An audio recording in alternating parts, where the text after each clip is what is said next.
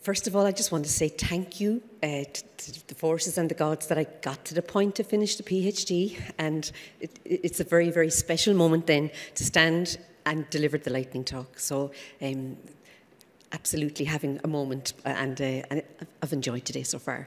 So I was enrolled with University of Limerick, and I took on a PhD part-time as a working mum of 2 kids and all that goes with it. So I'm one of those survivors in the system, while also working in the field of RPL, Recognition of Prior Learning Mentor for Munster Technological University. And in that, in my day-to-day, before, and even as the kids grow up a little bit, and part of all of it is it's all entwined how we are. You can see the practice, you're living through the policy that's in place in your college, if your college is organised. And then you see there's more to know.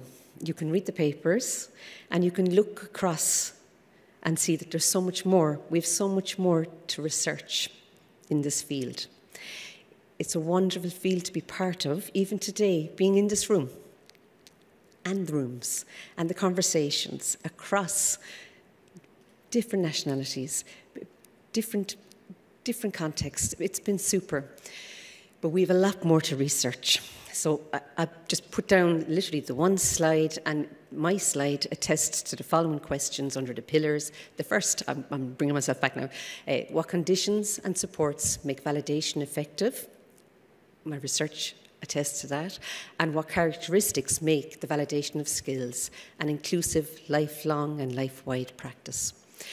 So I went into the underpinnings of recognition of prior learning. It just interested me, and I wanted to know what values were important, what beliefs were out there, and what assumptions were at play. And it was Hamer, the philosophies, Hamer's work in 2016, and Norm Friesian's questions in the back of one of the RPL books in 2011, the research in the RPL, what values, what assumptions? And it just stuck with me as a practitioner. And I had finished my master's action research on supporting the student. And in that, there was more, like there is more to research. So my question was, what values, beliefs, and assumptions are at play? And in a part-time mode, across 82 interviews for assessors, mentors, and candidates for RPL. I put those very plain, short questions following a grounded theory approach, critical constructivist grounded theory. Kathy Sharma's was my Bible, and out of that I came 3 rounds of coding, a lot of data. The whole thing gets opened out, and you have to think about things. You're looking you're memoing, it's iterative, you're to-ing and fro-ing, constant comparative process, and you give it time. And you go back to work, and you do some more interviews, and you give it time.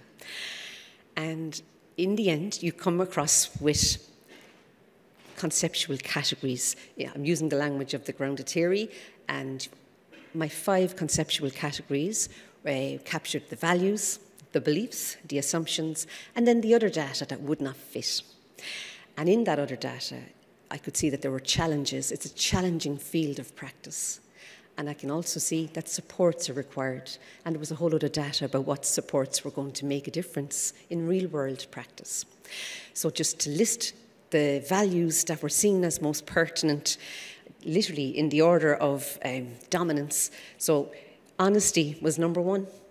Honesty was the most cited value, and it's missing from the policy landscape. It's missing from the language in our research. It's missing, really. It's implicit.